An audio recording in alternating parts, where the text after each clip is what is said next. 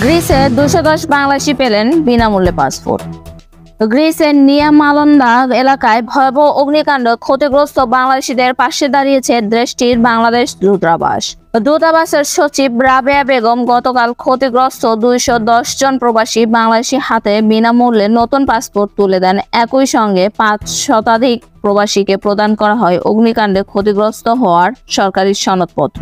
চলতি বছরের 13 মে রাজধানী এথেন্স থেকে প্রায় 350 কিলোমিটার দূরে নিয়ামালন্দা গ্রামে একটি কৃষি খামারে শ্রমিক অবসানে ভয়াবহ আগুন লাগে।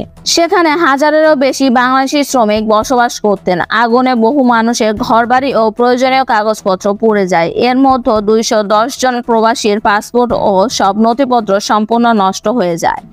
এ খবর পাওয়ার পর গ্রিসে নিযুক্ত বাংলাদেশের রাষ্ট্রদূত নাহিদা রহমান সুমনা এবং সচিব রাবেয়া বেগমের নেতৃত্বে দূতাবাসে একটি প্রতিনিধিত্ব দল ক্ষতিগ্রস্তদের পাশে থাকার প্রতিশ্রুতি দেয়। পরে পাসপোর্ট ও ইমিগ্রেশন অধিদপ্তর, স্বরাষ্ট্র মন্ত্রণালয় এবং পররাষ্ট্র মন্ত্রণালয়ের সহযোগিতায় বিনামূল্যে পাসপোর্ট প্রদানের বিষয়ে কার্যক্রম শুরু করা হয়। পাসপোর্ট হাতে পেয়ে প্রবাসীরা স্বস্তি প্রকাশ করেছেন। ক্ষতিগ্রস্ত প্রবাসী মোহাম্মদ আলমগীর হোসেন বলেন, আগুন লাগার পর মনে হয়েছিল সব শেষ হয়ে গেছে।